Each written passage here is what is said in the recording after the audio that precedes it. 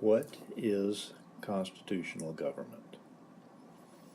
Constitutional government has been the goal of Western civilization for almost 2,500 years, starting back with the ancient Greek city-states of Athens and Sparta, continuing on through the Roman Republic, the Magna Carta, the American Revolution, and even today, with the continuing struggles that we see in Northern Africa and the Middle East. What exactly is constitutional government? The first thing to realize is that it's an idea. And to understand the idea, we need to look at more than just a definition. One technique that will help us get a more complete view of this idea is the use of a word map.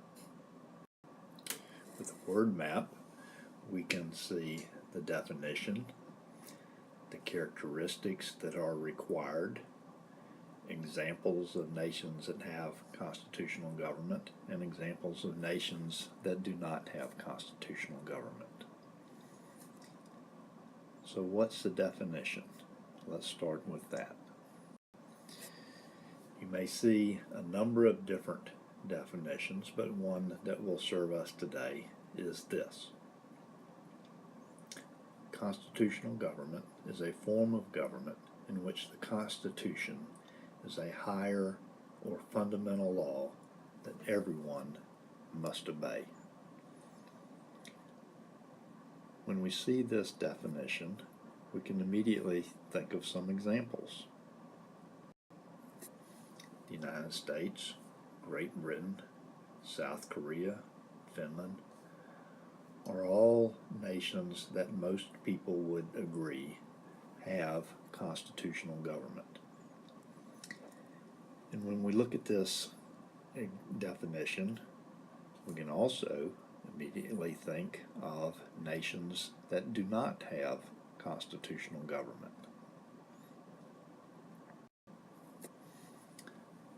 Some non-examples: North Korea, Syria, and Cuba. Most people would agree do not have constitutional government.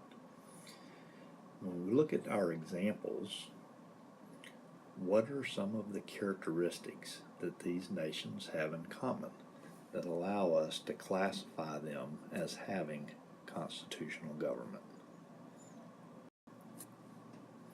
When we think through the process, we can identify 4 required characteristics that a nation must have in order to have constitutional government. The first characteristic is that the Constitution must be a form of higher law. Related ideas would be the concept of rule of law and the concept of due process of law. All of these involve the idea that everyone must follow the law, even and especially the government.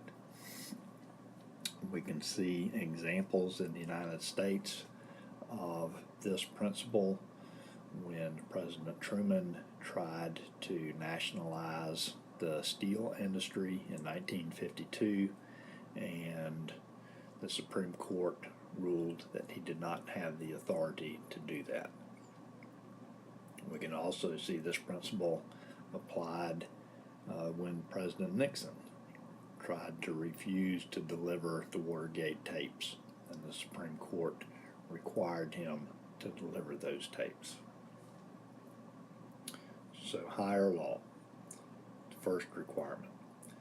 The second requirement is that the Constitution must be created and maintained through democratic principles. In other words, we're going to have a democracy. And in the United States, we can see that our Constitution was written at the Philadelphia Convention, but had to be ratified by the majority of the 13 individual states before it became part of our national government. became our national government. And the same with amendments. Amendments must be ratified by the people before they can become effective. Third requirement is that there must be adequate limitations on the power of the government. And these limitations may take a number of different forms.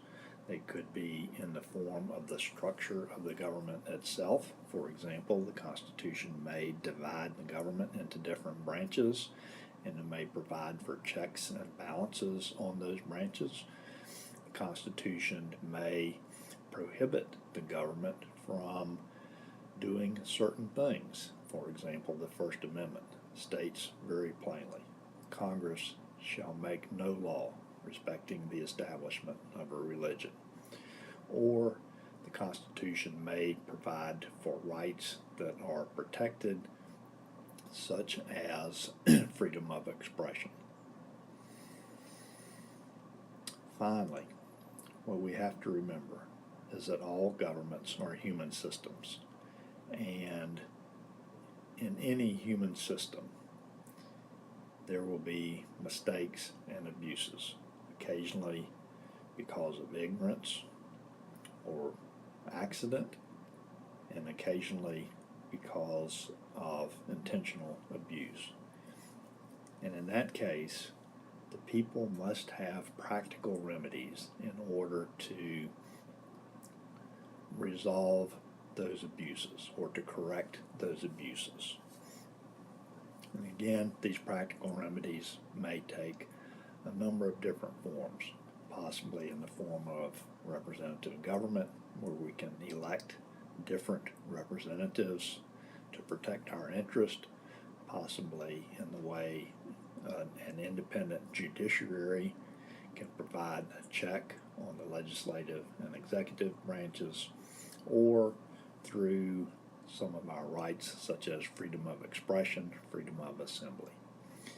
But to have constitutional government, we must have all four.